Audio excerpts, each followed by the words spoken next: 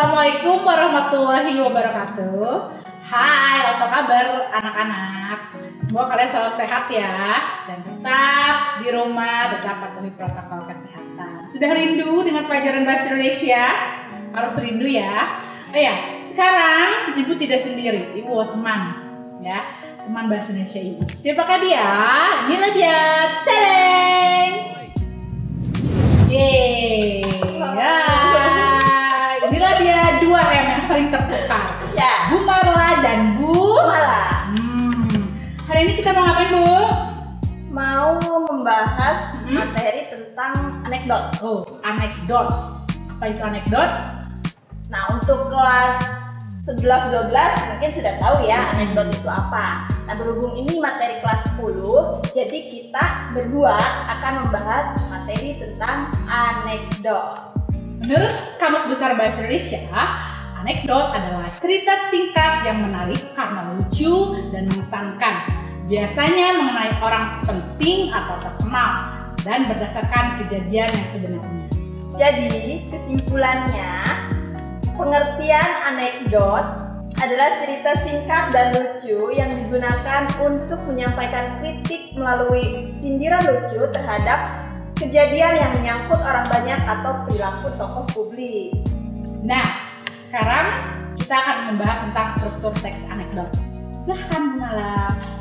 Ya, setelah tadi kita memahami pengertian anekdot itu apa, sekarang Ibu akan menjelaskan tentang struktur teks anekdot. Ya, struktur teks anekdot itu ada 5 ya. Ada abstraksi, orientasi, krisis, reaksi, dan koda. Nah, untuk struktur yang pertama itu ada abstraksi. Abstraksi itu adalah pendahuluan yang menceritakan atau mengungkapkan latar belakang dan gambaran umum mengenai isi suatu teks. Yang kedua, ada orientasi.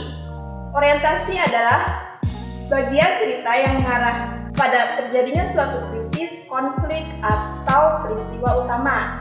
Bagian ini adalah penyebab timbulnya krisis pada bagian selanjutnya. Struktur yang ketiga ada krisis.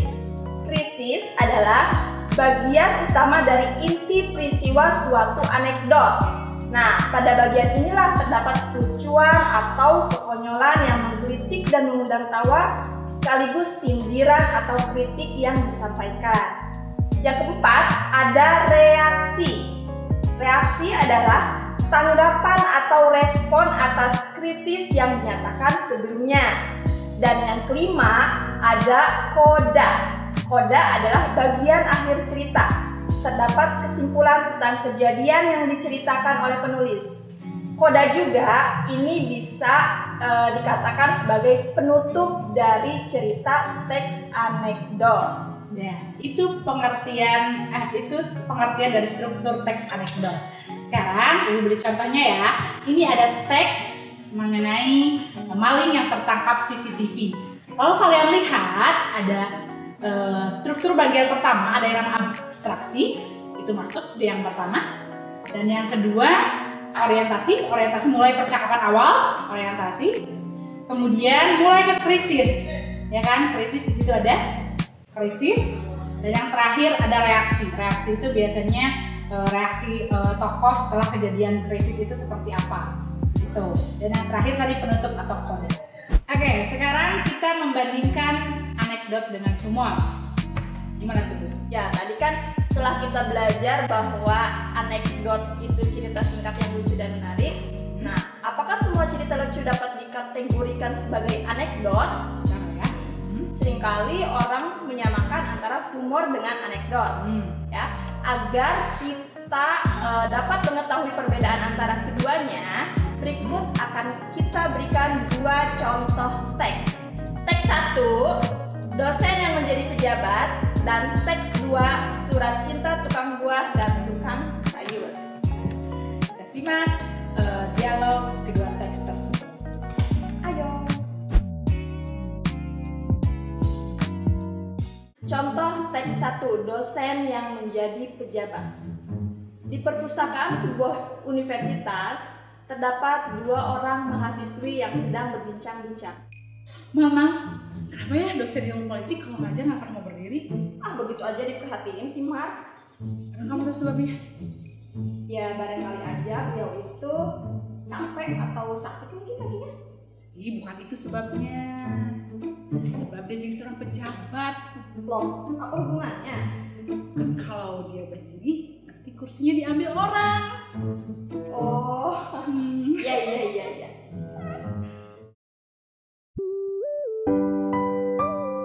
Wajahmu memang manggis, sifatmu juga melankolis.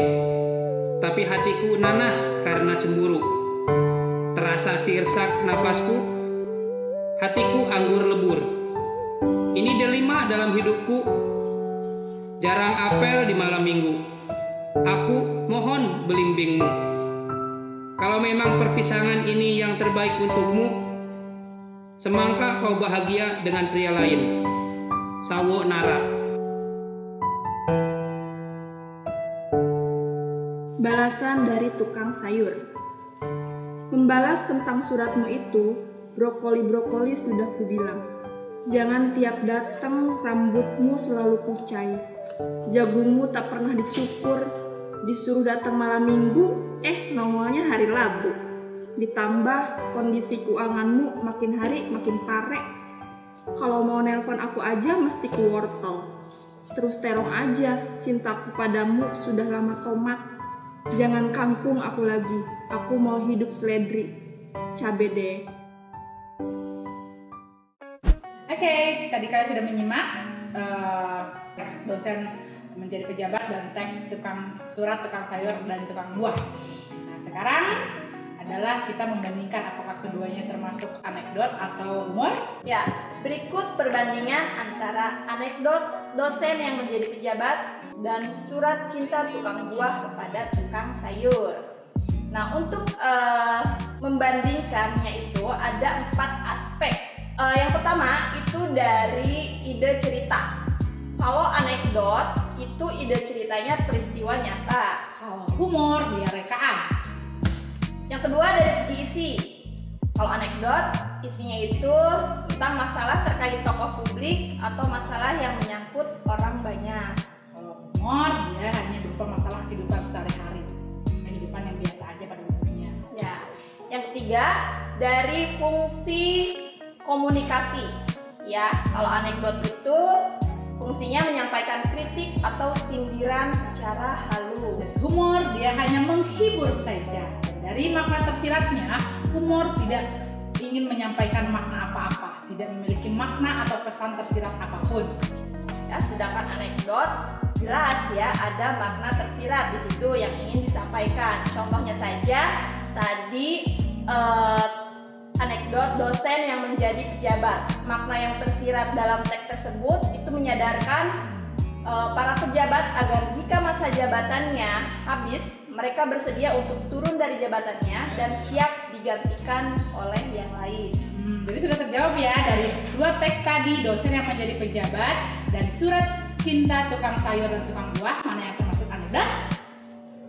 Ya betul, itu dosen yang menjadi pejabat karena di sana menyampaikan pesan tersirat yaitu mengkritik secara halus. Oke, baiklah anak-anak, pembelajaran kita sudah selesai mengenai teks anekdot. Ibu harap kalian menyimak dengan baik dan bisa memahaminya. Kemudian Bu Marla dan Bu Mala akan menyiapkan oleh-oleh untuk kalian. Apa itu Bu oleh-olehnya? Seru pastinya oleh-olehnya ya. Kalian kan sudah diminta mendownload, mengunduh buku paket bahasa Indonesia di Play Store. Nanti kalian buka materi anekdot halaman 87 sampai 89. Di sana ada 4 teks ya Bu ya? Ya. 4 teks, kalian baca satu-satu teksnya.